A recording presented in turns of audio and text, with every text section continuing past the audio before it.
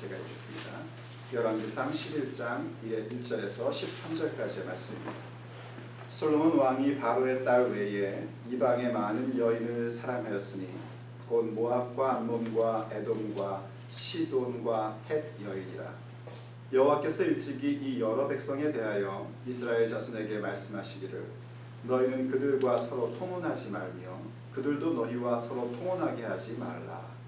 그들이 반드시 너희의 마음을 돌려 그들의 신들을 따르게 하리라 하셨으나 솔로몬이 그들을 사랑하였더라. 왕은 후궁이 700명이요 첩이 300명이라. 그의 여인들이 왕의 마음을 돌아서게 하였더라.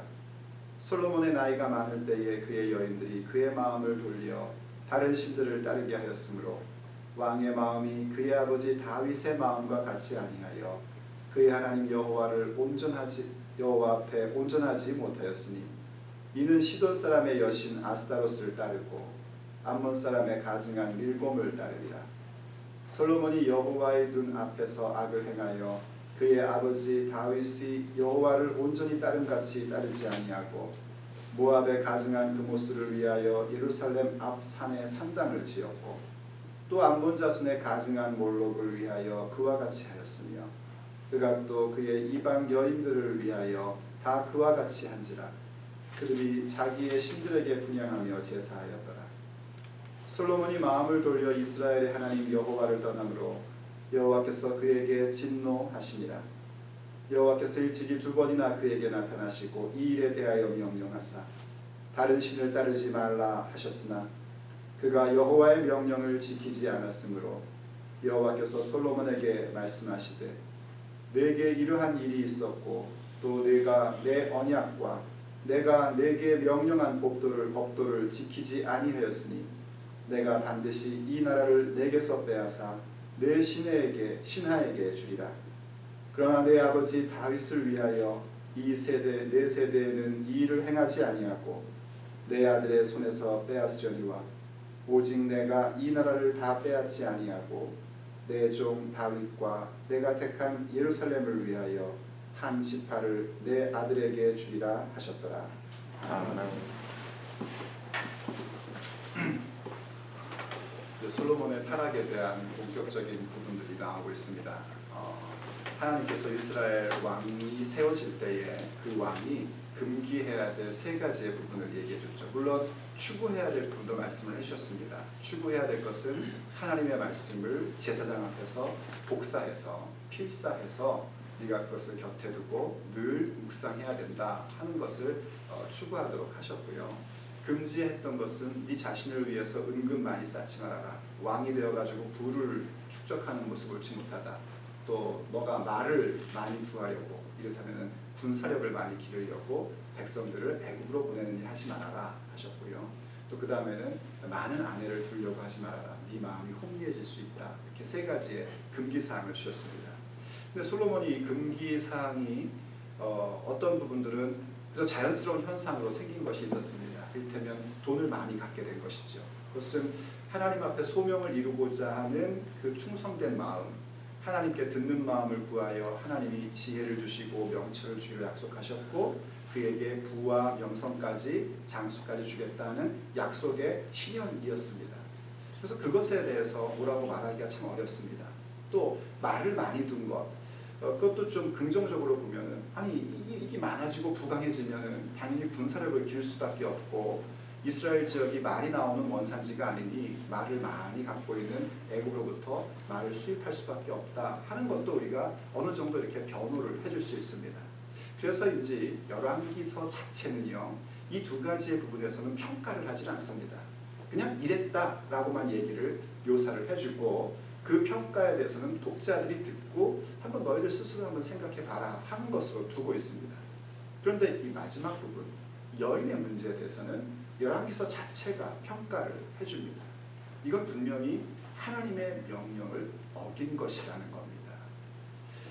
요즘 현대 학자들은요 솔로몬이 많은 여자를 거느리게 됐던 것, 오늘 보니까 그 후궁이 700명이고 그 다음에 요즘 성경은 첩이라고 표현하고 있죠. 첩이 300명이다. 옛날 우리 개역한 걸 보면 아마 비가 700이요 빈이 300이다 이랬을 겁니다. 아마 어쨌든 간에 1000명이지 않습니까? 1000명이 상상이 되세요? 예, 상상이 안 되죠. 이렇게 많은 여인을 둔 것은 이게 단순한 솔로몬이 여자를 좋아하는 이른바 여성 편력이 있었기 때문이라기보다는 정치적으로 정략적 결혼을 한 것일 거다. 지금처럼 이렇게 네트워크가 발달되지 않은 시대 속에 지방의 안정감, 국경의 안정감을 주기 위해서 지방의 어떤 두령들이나 호족들이나 혹은 주변에 있는 여러 나라들과 정략적 결혼을 한 것이다. 혹은 또 그 당시의 문화가 뭐 그런 게 있었다라고 이렇게 평가를 해줍니다. 그거는 굉장히 시대적으로, 학문적으로 훌륭한 평가이죠. 그러나 그 평가보다 중요한 건 뭐냐면 성경의 평가입니다. 성경의 평가는 일반 역사의 평가가 아니라 하나님이 어떻게 평가하셨는가에 대한 이야기거든요. 근데 성경의 평가는 뭐냐면 앞에 얘기했던 재산이 많아지는 부분, 그리고 국력을 튼튼하게 하여 말을 많이 갖고 오는 부분을 아무 말 하지 않은 대신에 여인에 대한 부분에 대해서는 분명한 평가가 뭐냐면 솔로몬이 그 여인들을 사랑하였다라고 얘기를 합니다. 그때 사랑했다는 얘기는 뭐냐면 그냥 단순히 여자 좋아하는 그런 차원의 얘기가 아니고요. 그것에 대하여 굉장히 좋아하고 추구했다라는 의미를 갖고 있는 겁니다. 그러면서 준 평가가 뭐냐면 2절에서 그렇게 얘기하죠. 일찍이 하나님께서 통혼하지 말라고 했다는 겁니다. 이방 나라들과 결혼하지 말라고 했다는 거예요. 이거는 요즘 사람들이 오해하는 인종차별, 민족차별에 대한 얘기가 아니고요. 고대 결혼에 대한 예식 때문에 그렇습니다. 요즘이야 그냥 뭐 신랑 입장, 신부 입장을 사지만 이스라엘 고대 근동 지역에서의 결혼 예식이라는 것은 여러분들이 배웠던 언약이라는 부분이 포함되어 나타나는 것입니다. 언약 예식이 벌어진단 말이에요. 그럼 이 언약 예식에 반드시 등장하는 게 있는데 그게 뭐냐면 증인 등장이 있습니다. 그 증인은 하객들이 아닙니다. 하객들도 물론 증인도 서겠지만 진정한 증인은 뭐냐면 그 신랑과 신부가 믿는 신이 증인입니다. 그래서 이 언약을 어기면 각각 자기의 신이 자기를 벌하라고 하는 것이 그 신이 증인이 되는 거예요. 그래서 그 증거를 한 다음에는 반드시 자기가 믿는 신에게 제물을 바치게 되어 있습니다. 그러니 어찌 여호와께서 다른 이방 종교의 우상과 동격이 되어 증인의 역할을 할 수 있겠습니까? 오직 여호와만이 증인이 되어주시고 여호와만이 예배를 받으시기에 합당한 분인데 어떻게 그 일을 가지고 결혼 예식을 하겠냐 말입니다. 그래서 그거 하지 말라고 했습니다. 그러면서 동시에 하신 말씀이 뭐였냐면은 2절 마지막 부분에 보면 그들이 반드시 너희의 마음을 돌려 그들의 신들을 따르게 하리라 이렇게 하나님이 말씀하셨대요.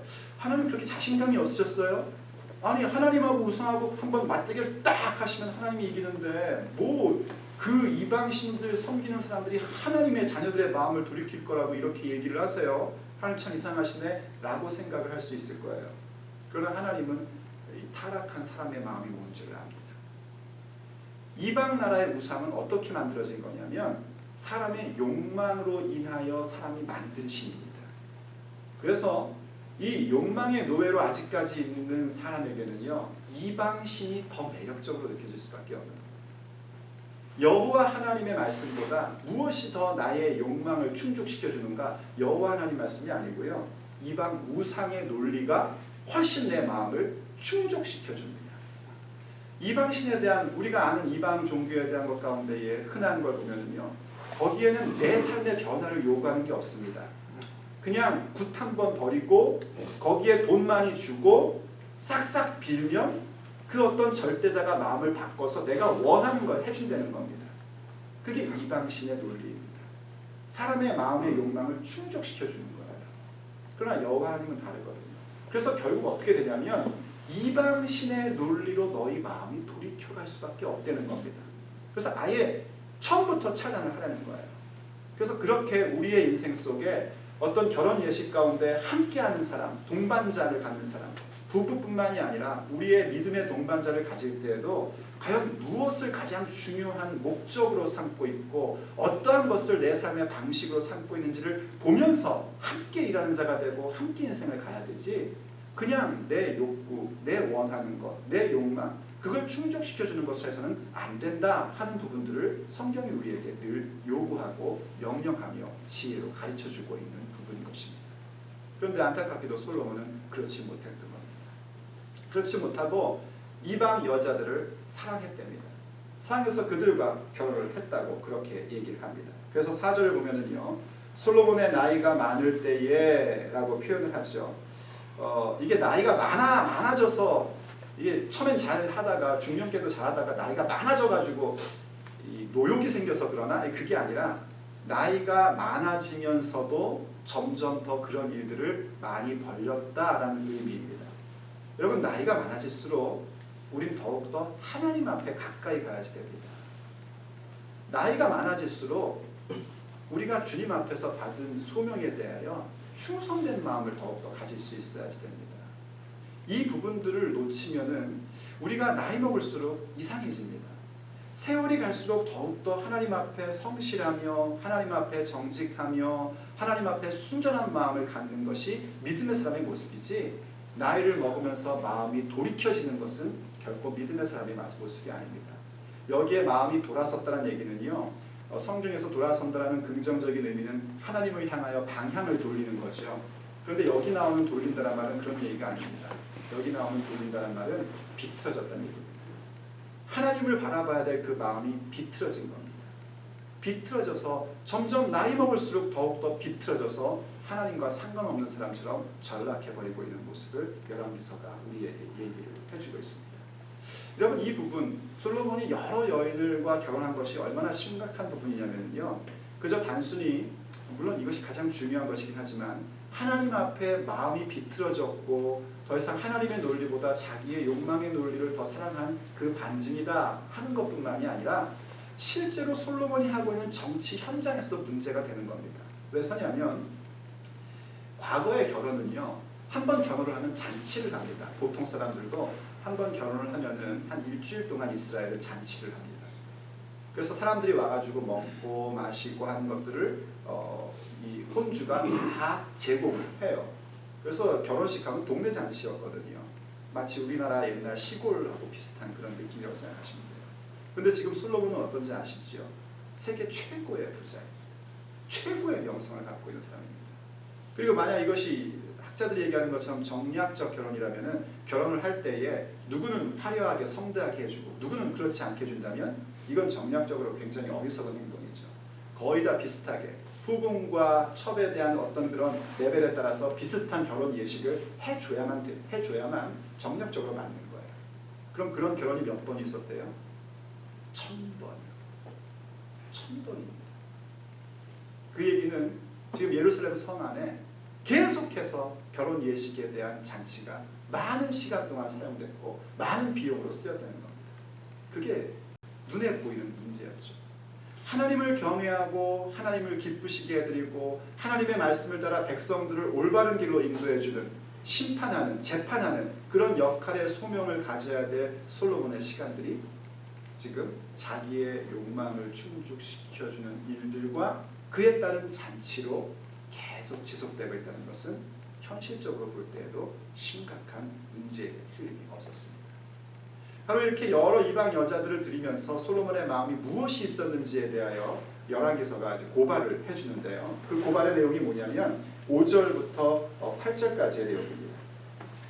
솔로몬이 여러 이방 여인들을 통해서 여러 이방 신들이 다 들어왔는데, 이방 신들이 예루살렘 성에 들어왔는데 그 가운데 4가지의 신의 이름을 언급을 해줘요. 첫째로는 아스타롯을 따랐다라고 얘기를 합니다. 이 아스타롯이라는 것은 여신인데요.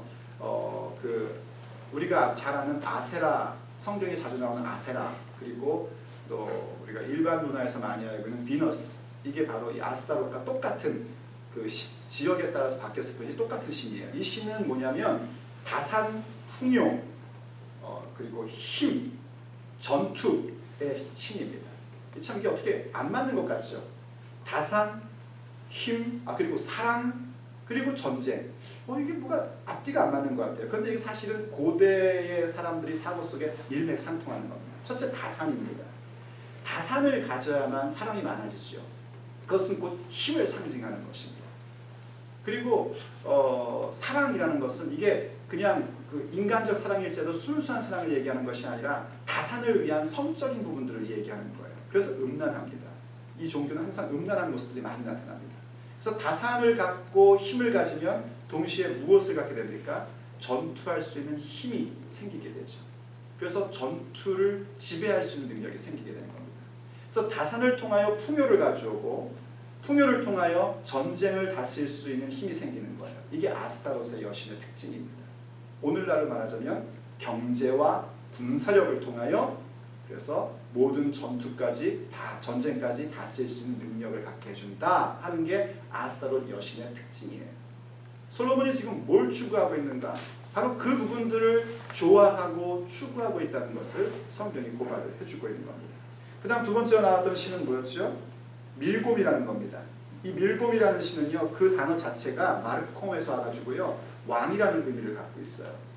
그래서 이 밀곰 시는 뭘 보장해 주냐면 왕권 강화를 보장해 주는 우상입니다.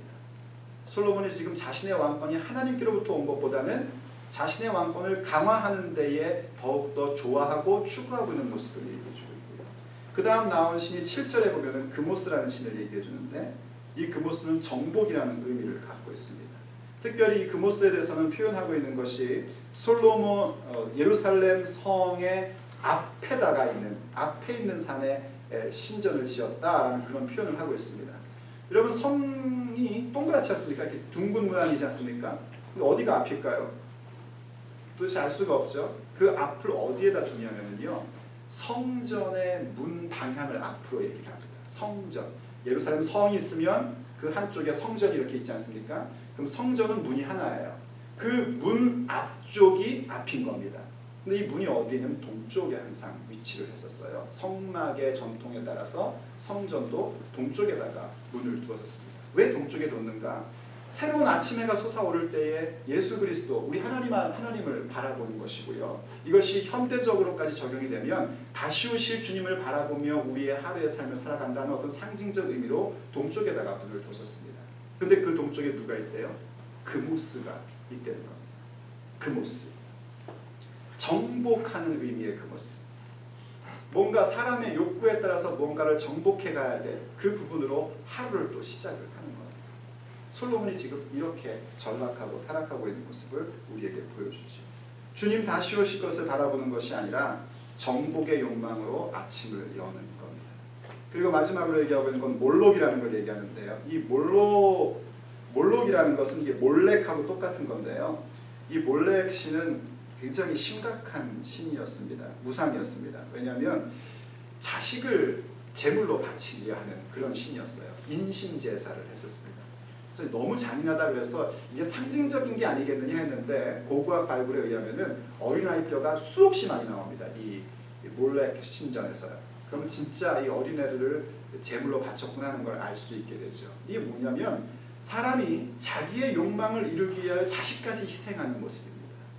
이거는 지금은 우리가 직접 우상에다가 애를 죽여서 바치는 일을 하면은 큰일 나니까 안 하겠지만은요. 부모가 자기 대신 대리만족으로 자식을 길러서 세상적인 방법으로 성공을 요구하는 것은 몰렉에게 바치는 것과 똑같은 모습이라고 저는 생각을 합니다. 어쨌든 솔로몬 가운데 이러한 신들을 대표적인 걸 얘기하면서 솔로몬이 더 이상 하나님보다는 자기의 풍요와 자신의 힘의 강화와 그리고 그것을 통한 어떤 왕권 강화, 자기의 욕구를 충족시켜주는 일, 새로운 아침에 하나님 앞에서 어떻게 살아갈 것인가를 생각하기보다는 어떻게 내가 더욱더 정복하고 나에게 주어진 것들을 더 지킬 것인가로 시작하는 모습을 이 열왕기서가 그 솔로몬이 섬겼던 우상들에 대한 4가지를 얘기해주며 실제적인 것을 우리에게 보여주고 있는 겁니다. 그래서 어떻게 됐다고 그러냐면 솔로몬이 그 신전을 만들어준 것뿐만이 아니라 그 여러 아내들이 모시고 사는 신에 대해서도 이 예루살렘 성과 근처 가운데에 그 신전들을 다 지어줬다고 그렇게 얘기를 합니다. 한번 여러분 상상해 보십시오. 예루살렘 성은 어떤 성입니까? 우리가 거룩한 성이라고 흔히 얘기를 합니다. 왜 거룩합니까? 그냥 성 자체가 화려해서가 아니라 그 중심이 여호와를 경배하는 성전이 자리 잡고 있고 하나님과의 언약적 관계 속에 살아가는 그 모습 때문에 거룩한 성이라고 얘기를 한 겁니다. 그런데 어느새 어떻게 바뀌었냐면 우상들이 도처에 있는 타락한 성으로 전락해 버렸습니다. 원인이 뭔가? 이유가 뭔가? 우리가 오늘 자세히 볼 수는 없지만은요. 다음에 좀 봐야 될 것 같지만 9절 이하에서 얘기하는 게 뭐냐면 솔로몬이 하나님의 말씀을 외면했다는 것입니다. 첫째, 기록되어 있던 하나님 말씀을 외면한 것뿐만이 아니라 하나님께서 솔로몬에게 특별하게 나타나셔서 말씀해줬던 내용도 그가 외면했다는 겁니다.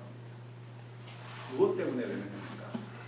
내게 있는 것, 하나님이 주신 그 지혜의 소산물을 지키고자 하는 마음 때문에, 그것을 더 무게 두는 부분 때문에 결국 그렇게 됐다는 겁니다. 솔로몬은 하나님이 주신 지혜로 충만했던 사람입니다.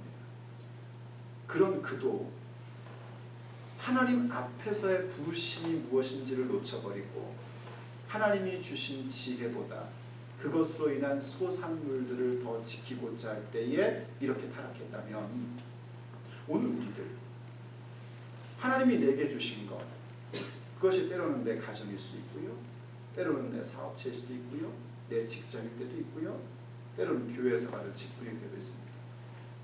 이러한 부분들을 지키고자 하나님이 나에게 주셨던 부르심과 말씀의 원칙을 외면한다면 우리의 타락도 확실한 것입니다.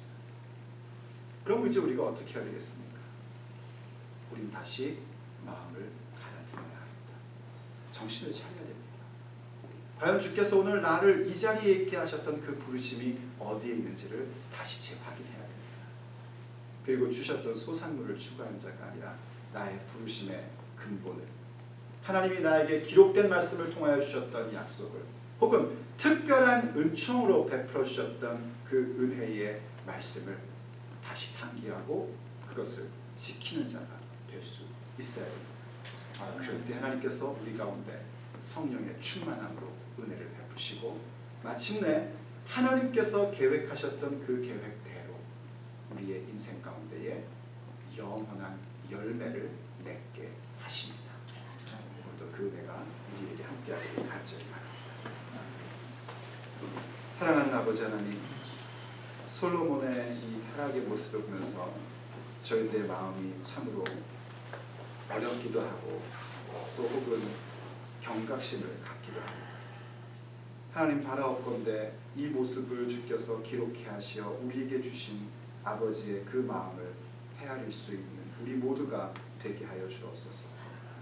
솔로몬도 이렇게 타락할 수 있다면 우리도 타락할 수 있다는 것을 기억해 주시고, 우리가 그저 내 생각대로, 내 욕심대로, 내 마음대로 사는 자가 아니라 하나님이 우리에게 주신 말씀의 원칙대로, 또 하나님이 우리의 인생 가운데 특별히 베풀어 주셨던 그 약속의 말씀을 따라 살아가는 자가 되게 해 주시옵소서. 그 순종의 마음이 우리에게 가득하게 하여 주옵소서. 내게 있는 것을 지키겠다라는 그런 헛된 생각이 아니라 지키시는 분이 바로 하나님이시라는 사실을 알게 해 주시옵소서. 내 계획한 것 반드시 이루어내야겠다라는 생각으로 하나님을 외면하고 마음이 비틀어지는 자가 아니라 하나님께서 세우셔야만 된다는 사실을 다시 한번 깨달을 수 있도록 은혜를 베풀어 주옵소서. 그래서 더욱 하나님을 바라보고 하나님이 주신 기록된 말씀과 개인에게 주신 약속의 말씀을 온전히 붙잡고 마침내 하나님의 소명을 이루어 하나님께서 주시는 열매를 우리 모두가 간직하게 하여 주시옵소서. 주 예수 그리스도의 이름으로 간절히 기도드립니다.